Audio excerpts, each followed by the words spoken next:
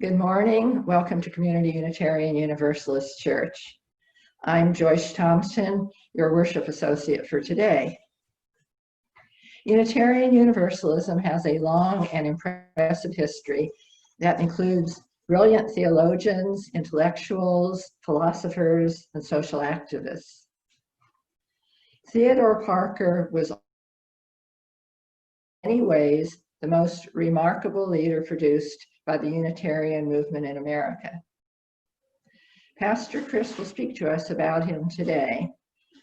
Her title is Theodore Parker, a Unitarian Universalist who did not throw away his shot.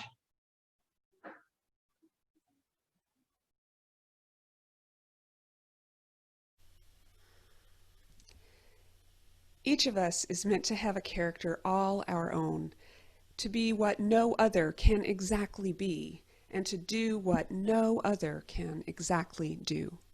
These are the words of William Ellery Channing, a contemporary and fellow transcendentalist with our featured Unitarian Universalist ancestor today, who is Theodore Parker.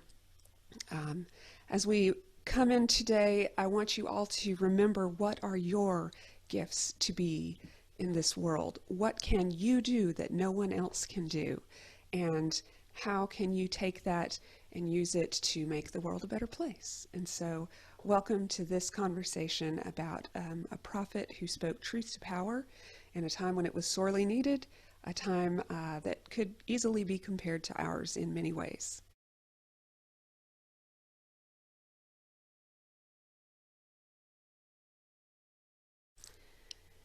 Each week as we gather in community, we light our chalice.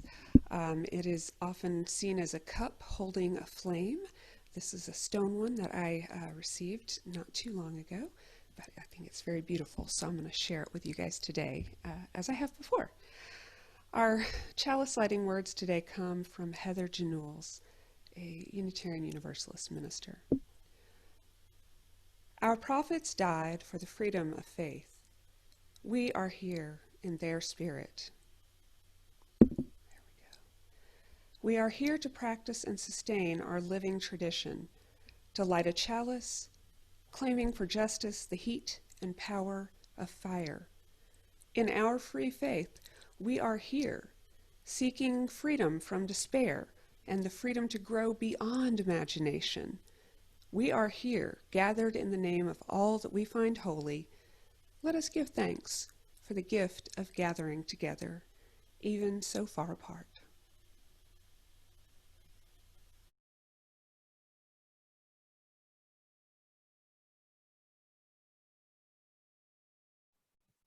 March 8th was the last time that our congregation met together live before restrictions from the pandemic set in.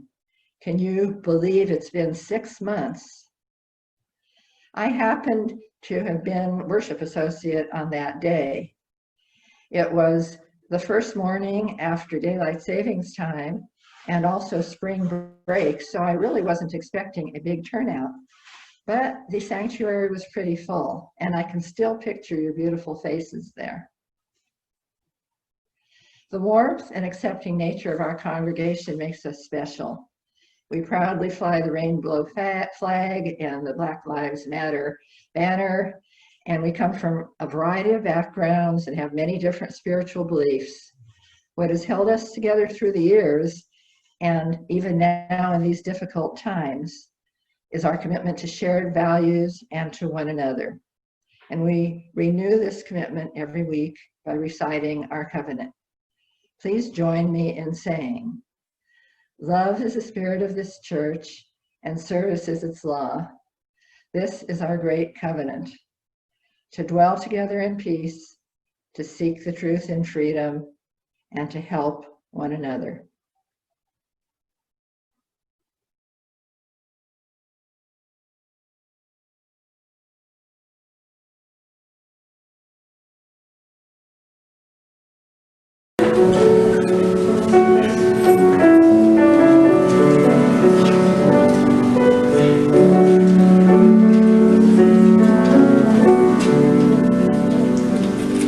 I know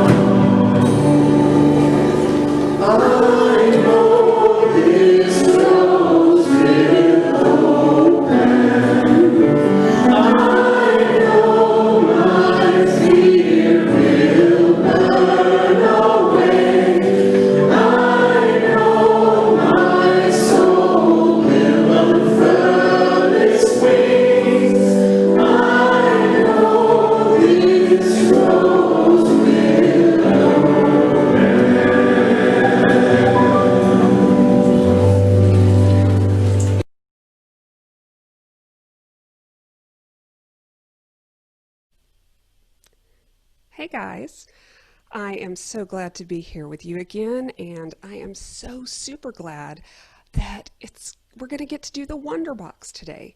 So I wanted to show you, this is my home Wonder Box.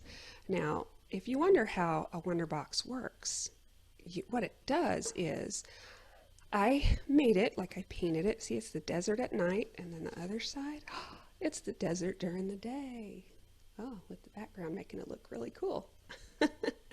Anyway, so I go find it where it's stored, sort of out of sight, because there's a lot of secretiveness, you know. And I see if there's anything in it, and there really hasn't been. It's been a little while, but I'm putting it back in. You can see me, can't you? Today there was something, and it was this picture, and I'm going to show you this picture, okay? It was sticking out of the box. See how big it is? Yeah, so I went, and this is the picture I found. It is a turtle, and he's sitting on a log in the pond. I think that's water around him. There's trees back there, and oh, I like the turtle's expression. He or she or they are smiling and looking up at the sun, and you can tell, you know, turtles love sunshine because they're reptiles, and so it's really good for them to get a lot of sun. It feels good, and it helps them have energy. So I got that picture, and I was kind of like, well, what am I supposed to say about this picture? Because, you know, the thing about the Wonder Box is you got to figure it out. And finally, I just decided that it reminded me of a story. And today I'm talking about Theodore Parker, who was a famous Unitarian, and he was actually a Universalist as well. And he lived a long time ago, even before the Civil War. So in the early 1800s is when Theodore was a little boy.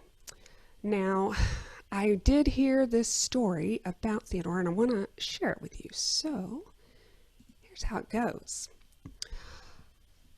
When Theodore was a child, he was 4 or 5 years old, he lived on a farm in a place called Roxbury in Massachusetts. He was walking through the fields one day, and he had, you know, a stick in his hand, and he was just kind of waving it around. I don't have any good sticks, but I'll use my little pen. So he had this stick, and he was kind of, you know how you walk and you whoosh through the grass, and it made a nice sound. And this was many years ago, in the days before the Civil War. There were no phones, there were no games, there was no internet. And so when you wanted to play, your parents just said, go outside, and you just figured out what you wanted to do.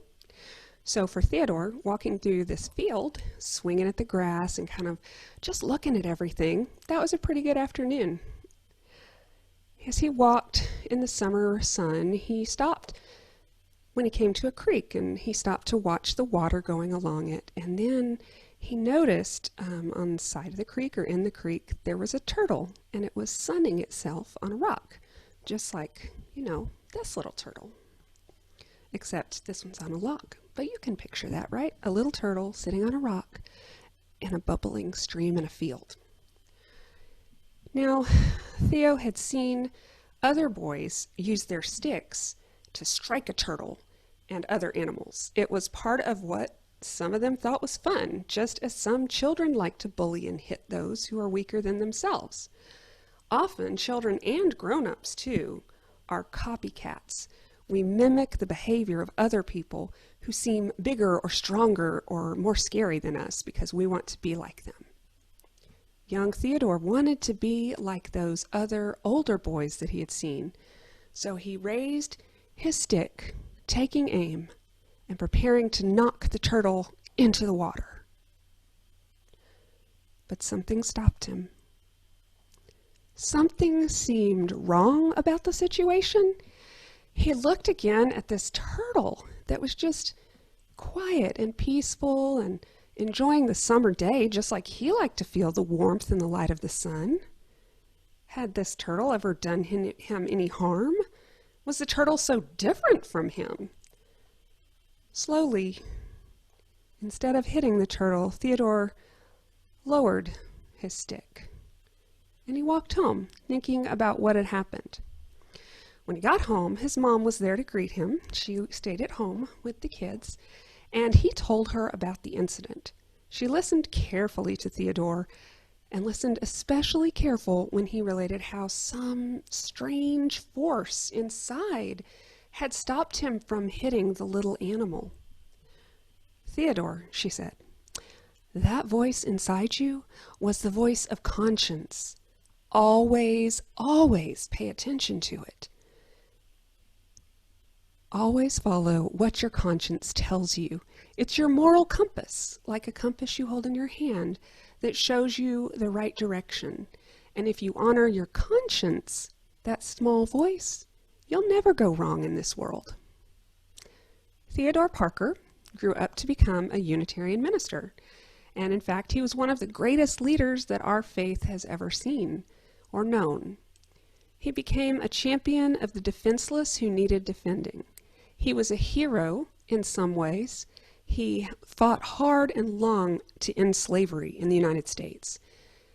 In his churches, far ahead of his time, he prayed to Father and Mother God.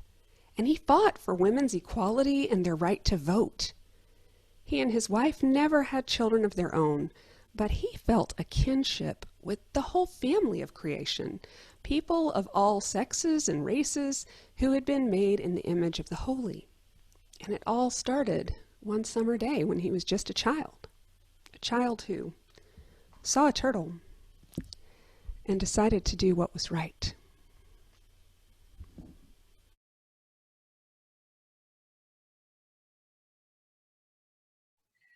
When the pandemic first started 6 months ago, things were so strange. All of a sudden, we were not able to hug the people we cared about. We were constantly washing our hands and sanitizing surfaces. We had to sanitize our groceries. Schools closed, places of work, people were working from home.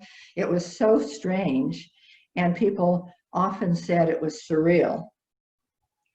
Well, 6 months later, I haven't heard anybody using that word anymore, because what was so strange 6 months ago is now normal.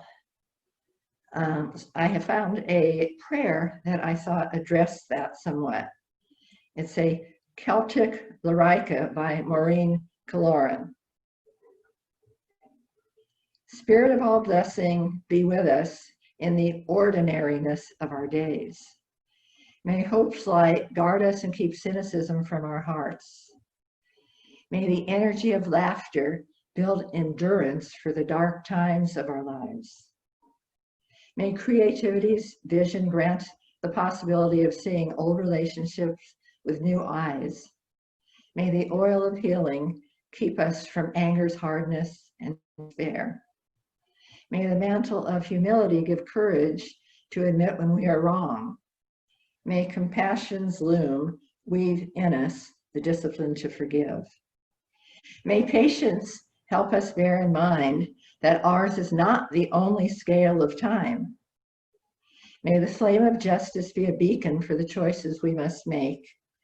May peace be ever in us and sustain our stressful days. Spirit of all blessing, be with us in the ordinariness of our days."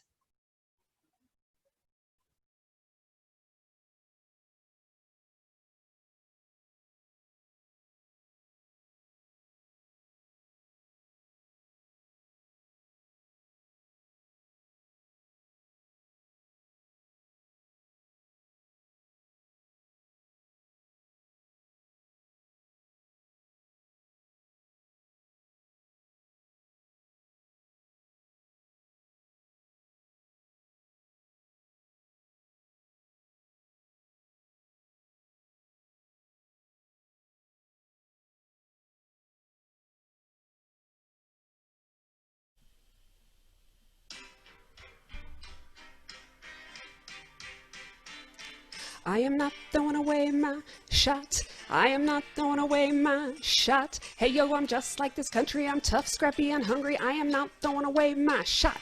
I walked 10 miles to apply to Harvard College. Got in dead broke, but I had to get that knowledge. Problem was I had a lot of brains, but no polish. I had to study through the nights just to make it right. Studying those scholars, I'm a diamond in the rough, a shiny piece of coal, trying to reach my goal. My power of study, unimpeachable. Studied all night, took tests with my classes, finishing 1 year instead of 3. I kicked their asses, taught for a while, but knew I was extraordinary.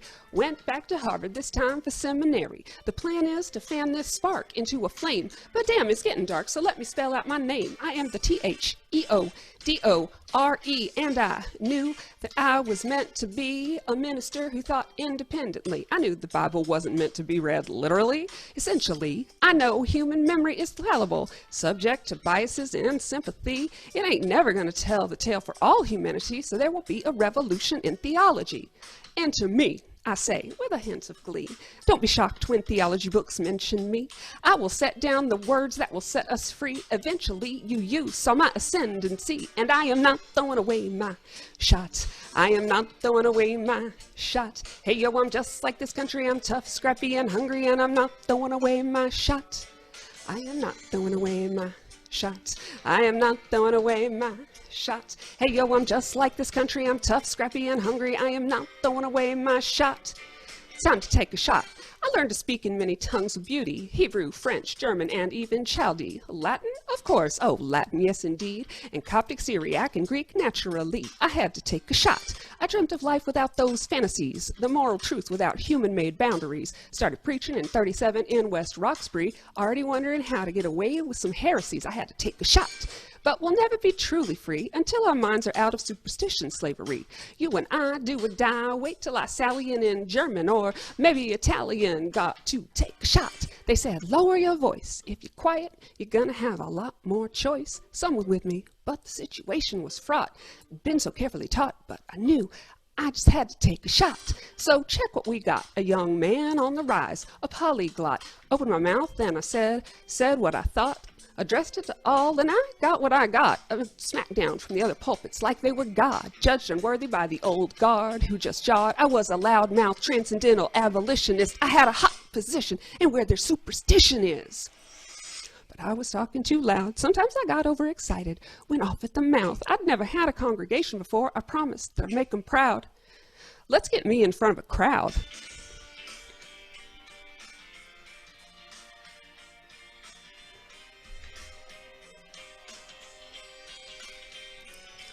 I am not throwing away my shot. I am not throwing away my shot. Hey yo, I'm just like this country. I'm tough, scrappy, and hungry, and I'm not throwing away my shot. Everybody sing, whoa, oh, oh, oh, whoa, whoa, yeah, whoa, oh, oh, oh, oh, yeah. Rise up when your faith is on its knees. You rise up when you have a great idea. You rise up. They'll try to silence you, but please, you gotta rise up. When are these theologies gonna rise up? When are these theologies gonna rise up? When are these theologies gonna rise up? When are these theologies gonna rise up? Rise up. I lost a lot when I took that chance. Retreated feeling broken from many pulpits banned, but the truth was out, given by my own hands. That was the moment I answered my God's demands. But I paid, estranged from Unitarian clans, because I took a chancy stance on the promised land, demanded the flames of thought and love be fanned, instead of answers eternal and already canned. Scratch that. This is not a moment, it's the movement, where all the hungriest thinkers with something to prove went. Foes oppose us and we take an honest stand. We roll like Moses, claiming our promised land. And if we prove God's love is endless, is that a guarantee of success for our descendants? Or will the questions we ask begin an endless cycle of thoughts distraught with no defendants? I know the activism's sweet and inviting, but Jesus, between all the marching and fighting, I've been studying and writing. We need to handle our social justice situation. Are we a nation of isms? What is the state of our nation? I'm past patiently waiting. I'm passionately smashing expectation. Every action's an act of creation. I'm laughing in the face of cynicism and sorrow. We must keep thinking about tomorrow, and I am not throwing away my shot. I am not throwing away my shot. Hey yo, I'm just like this country. I'm tough, scrappy, and hungry, and I'm not throwing away my shot. Gonna rise up, time to take a shot. Gonna rise up, time to take a shot. Gonna rise up, rise up, rise up, rise up, rise up. Whoa, whoa, oh, oh, oh. And I am not throwing away my shot.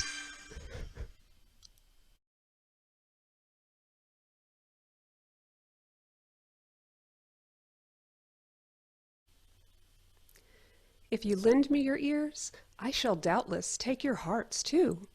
That I may not lead you into any wrong, let me warn you of this. Never violate the sacredness of your individual self-respect.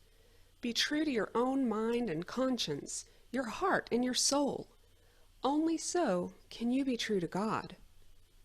These were the words spoken by Theodore Parker in a preface to his book Two Sermons, which was published in 1853. And is there a better way to begin? It's hard to think of better words, especially to begin a sermon dedicated to Unitarians and Universalists in Parker's case, and Unitarian mine. Theodore Parker was born in 1810 in Lexington, Mass. He was the youngest of 10 children in a farming family. He grew up Unitarian and had early ambitions toward education and the life of the mind.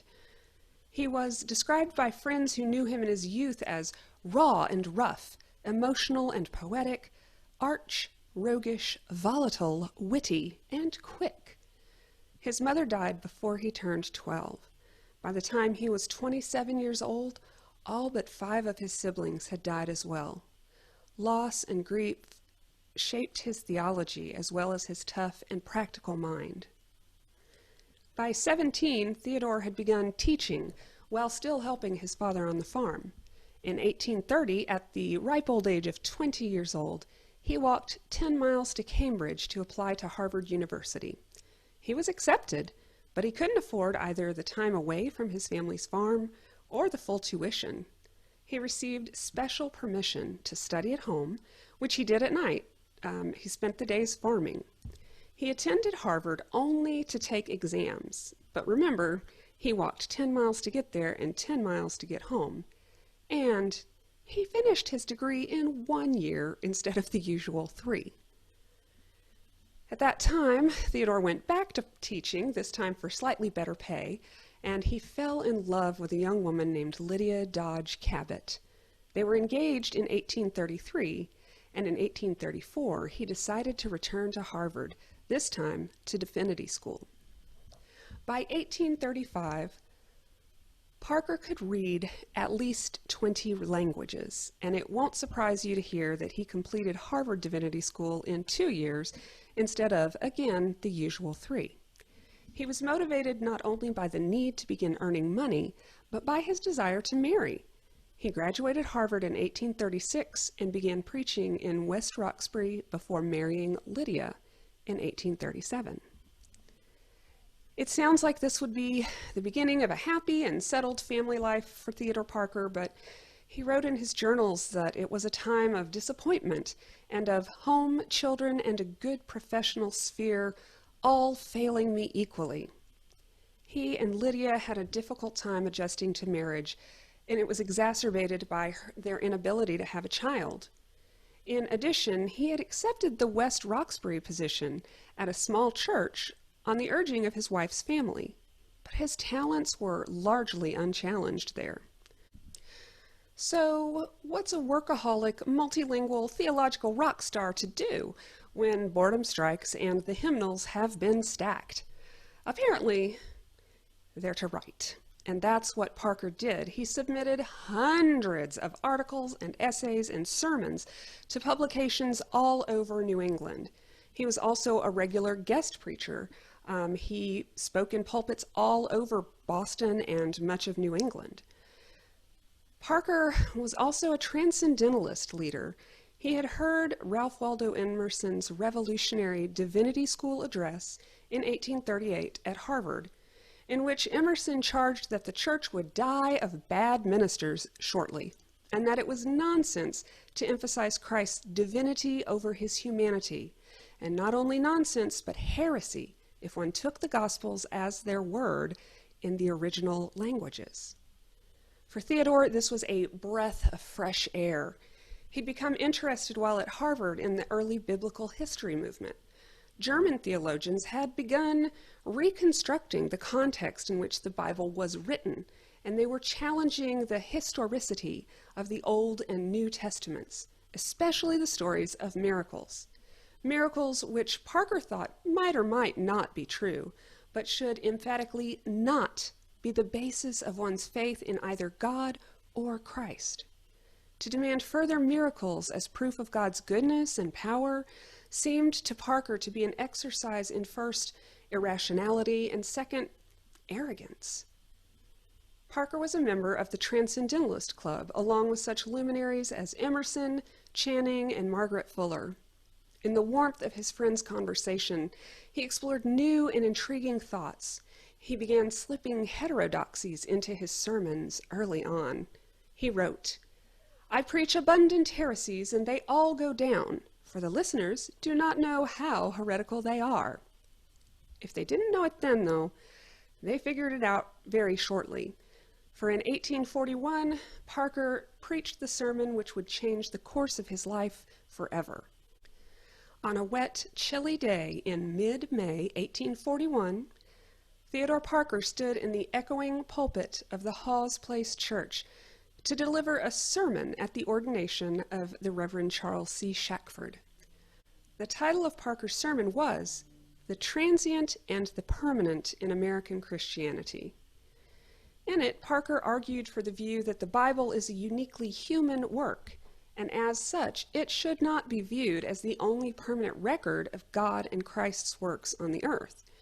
In his words, "Looking at the word of Jesus, at real Christianity, the pure religion he taught, nothing appears more fixed and certain. Its influence widens as light extends, it deepens as the nations grow more wise. But looking at the history of what men call Christianity, nothing seems more uncertain and perishable. The difference between what is called Christianity by the Unitarians in our time and that of some ages past is greater than the difference between Muhammad and the Messiah." He argued instead, the Unitarian faith must rest on the permanent revelation and truth of Christ's teachings in and of themselves, rather than on either the scriptures and traditions formed around those teachings, or even the person of Jesus Christ himself. Parker compared the moral truths of Jesus' teachings with the scientific truths of many great thinkers. And he wrote these words, "Almost every sect that has ever been makes Christianity rest on the personal authority of Jesus, not the immutable truth of the doctrines themselves, or even the authority of God who sent him into the world. Yet it seems difficult to conceive any reason why moral and religious truths should rest for their support in the personal authority of their revealer, any more than the truths of science on that of him who makes them known first or most clearly. It's hard to see why the great truths of Christianity rest on the personal authority of Jesus more than the axioms of geometry rest on the personal authority of Euclid or Archimedes. The authority of Jesus, as of all teachers one would naturally think, must rest on the truth of his words and not their truth on his authority." I'm just going to say that last little bit one more time because I love this. The authority of Jesus, as of all teachers, must rest on the truth of his words and not their truth on his authority. You can hear in those words, or I can, the seeds of modern Unitarian Universalism really bursting out and into flower. I love it. When he spoke those words, Parker was giving voice to 150 years worth of future Unitarians and Universalists. With this sermon, Parker forced his faith leaders in what was at the time the sixth largest denomination in the U.S., to confront the innate discord between their stated belief in miracles and the literality of the Bible and their daily lives, in which they lived and spoke firmly in and on modern terms, with a special belief in their own exceptionalism and well-earned privilege. He spoke, in fact, to ministers adhering to and preaching what we might legitimately today call prosperity gospel. Well, people don't like to hear these words, so of course Theodore Parker did pay.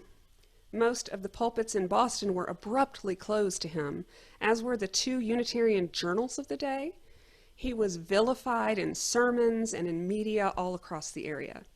His West Roxbury congregation remained loyal, but they were very uncomfortable with their newly radical minister, and his wife's family, he said, looked at him as if he had committed a crime. His next book, a transcendental manifesto entitled A Discourse of Matters Pertaining to Religion, was denounced by many Unitarian leaders as deistical and impious. Sounds like a recommendation. His credibility as a Unitarian minister was called into question again and again in succeeding years as his membership in various professional ministerial organizations was debated. He was asked to resign from several Unitarian groups, but always refused, even going so far as to publish a response entitled A Friendly Letter to the Boston Association. In the letter, he asserted that no true Unitarian Congregationalist group had any right to exclude him, even if they disagreed with his theology, so long as he had a congregation. Well, all that notoriety, however, came with a hidden benefit. He was infamous and therefore famous. By 1845, he had a core group of about 300 people who admired his speaking and writing, and in December of that year, they organized the 28th Congregational Society of Boston, his very own Unitarian pulpit, created in true Congregationalist style by the people who wanted to hear him preach. Parishioners included William Lloyd Garrison, Elizabeth Cady Stanton, Julia Ward Howe, and Louisa May Alcott, among others. Attendance grew from 1,000 to 2,000 people, necessitating a move from their original home in a theater to the Boston Music Hall by 1852. Theodore Parker became a noted radical. He spoke persuasively and passionately on topics like slavery, class differences, and democracy.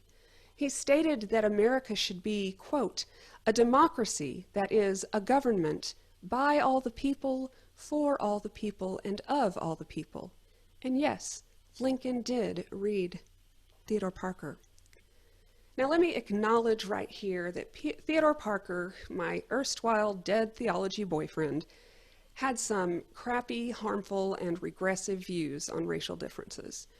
And he also harbored a strong streak of anti-Semitism. These are not things that are okay, and I mention them because they are a part of the whole of Theodore Parker, and we have to acknowledge the mistakes we've made in the past, as well as celebrating our successes. So, despite this sort of perhaps unconscious or below consciousness bias, I will say that he was a fiery advocate for abolition. He also fought for the integration of schools and the vote for women, as well as many other radical ideas. In at least 2 cases, he took in black refugees from the South, at least one of whom was a congregant, and he gave them safe harbor in his home until they could be moved to Canada. Well, this was, of course, in direct defiance of the Fugitive Slave Act. He was indicted for one of the cases, but popular opinion was so strongly in his favor that the case was impossible to pursue, and charges were dropped on a technicality. Sounds like some recent legal cases, doesn't it? Theodore became convinced that a political resolution to the issue of slavery was becoming impossible, and he was one of those who helped fund abolitionist John Brown's failed attempt at Harper's Ferry to begin an armed slave insurrection. Another famous maxim of Parker's, which you may have heard in a slightly different form, can be found in these words: I do not pretend to understand the moral universe. The arc is a long one, my eye reaches but little ways. I cannot calculate the curve and complete the figure by the experience of sight. I can divine it by conscience, and from what I see, I am sure it bends toward justice. In 1857, Parker's health began to decline due to tuberculosis. In 1859, he was forced to retire from preaching. He and his wife traveled to southern Europe in hopes that the warmer climate would help his health. But in 1860, Theodore Parker died in Florence, Italy, where he's buried in the English cemetery. A brief but touching afternote. When Frederick Douglass visited Florence years later, the first place he went after stepping from his train was to visit the grave of Theodore Parker. One could argue perhaps that Theodore Parker, with his challenging and provocative words which questioned the very basis of his faith's belief in the factual truth of the scriptures, did in fact begin an endless cycle of questioning and conversation which have led to our denomination's shrinking. I've said it before and I will say it again. Unitarian Universalism is no faith for wimps. Outsiders see the space that we allow, the space that we in fact insist upon and require and yearn for, that space for questioning, skepticism, conversation, intense philosophical and theological speculation. Well, outsiders see it as a fact that perhaps we are wimpy. We just can't commit to real religion. But in fact, the opposite is true. Your philosophical and theological certainties are welcome here, but only insofar as you and I recognize that they are ours and ours alone, and they may or not be true, lowercase t, for the other folks sitting beside you. On the flip side, your philosophical and theological uncertainties are just as welcome here, a benefit for those who, like myself, have settled only that we are unsettled, but we want to be unsettled with others who share our deep commitment to compassion and justice and love. So maybe old Theodore, my dead Unitarian minister boyfriend, who I've secretly called Theo in my diary, maybe it's Theo's fault that Unitarianism today is, well, not the sixth largest denomination in the United States. On the other hand, I, for one, as an inheritor, am grateful for Parker. At the beginning of this reflection, I gave you his words. If you lend me your ears, I shall doubtless take your hearts too. That I may not lead you into any wrong, let me warn you of this. Never violate the sacredness of your individual self-respect. Be true to your own mind and conscience, your heart and your soul. Only so can you be true to God. I can't think of any better words to describe Theodore Parker than that he was, intrinsically and without apology, true to his own mind and conscience, his heart and his soul. And in this way, he was true to God, and, lucky for us, to our faith and to its movement into a future he probably didn't foresee. I'd like to close with his words, which are in our gray hymnal. They're number 683. Be ours a religion which like sunshine goes everywhere, its temple all space, its shrine the good heart, its creed all truth, its ritual works of love, its profession of faith divine living. Amen. So be it. Amen.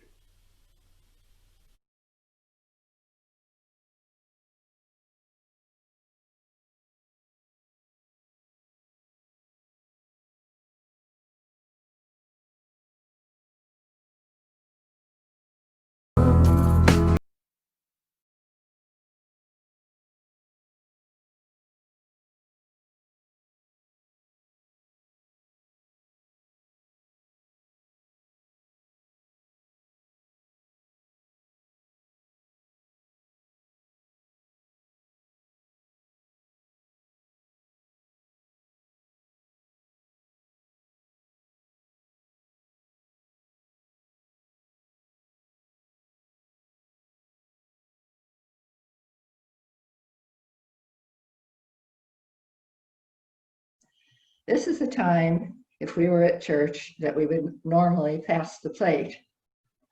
I would like to share with you the thoughts of Paul R. beetle on that subject.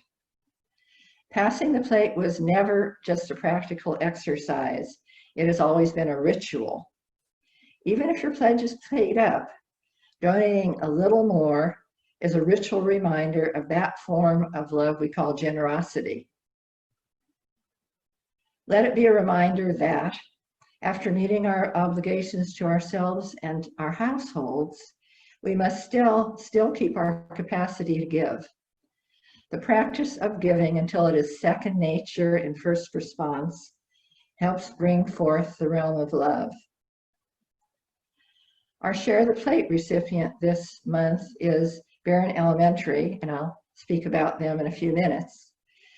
If today is your day to choose to practice the form of love we call generosity, you know what to do. Go to our website, communityuchurch.org, and press the famous blue Donate Now button. We thank you for your generosity.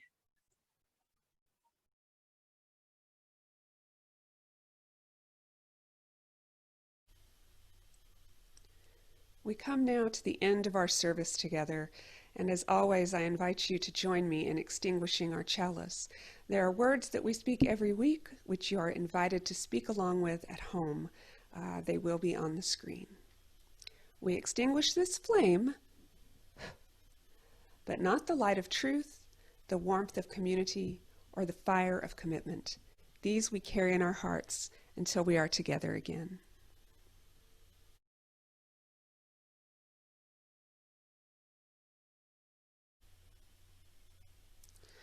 For our closing words today, I offer once again the wisdom of Theodore Parker, who wrote, "Be ours a religion which, like sunshine, goes everywhere, its temple all space, its shrine the good heart, its creed all truth, its ritual works of love, its profession of faith, divine living.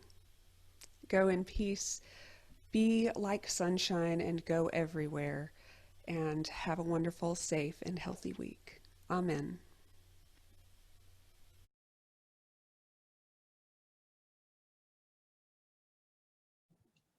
Once again, thank you for joining us today. I hope you enjoyed today's service as much as I did. As I mentioned earlier, this month's Share the Plate recipient is Barron Elementary School, and they're always in need of help and supplies. And during normal times, we are always happy to provide those things. If you choose to donate to the Share the Plate fund for them, the monetary donations will be deposited in a dedicated fund will be used to buy supplies that they need, such as Kleenex, hand wipes, hand sanitizers, and gallon-sized Ziploc bags. If you choose, you can purchase them yourself and drop them off at the church in the dedicated box across from the water fountain. You just need to make sure that our church secretary, Connie, is there and the church is open. And thanks to everyone who's helped Barron Elementary in the past. We've held together strong for the past 6 months and will do so for as long as it takes until we can meet again in person. In the meanwhile, if you're feeling a little lonely, please check out our website, communityuchurch.org, to see what's going on, what groups or activities you may want to join in. In a couple of weeks, Pastor Kris will be leading a service that's also accessible through Zoom, so we can have more interaction. Until then, we'll see you next week.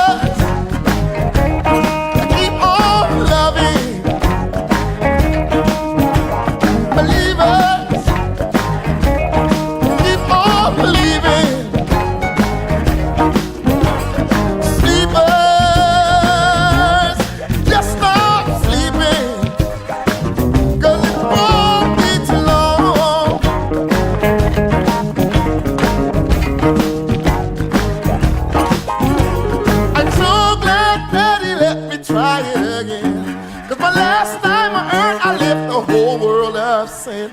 I'm so glad that I know more than I knew then. Gonna keep on trying till I reach my highest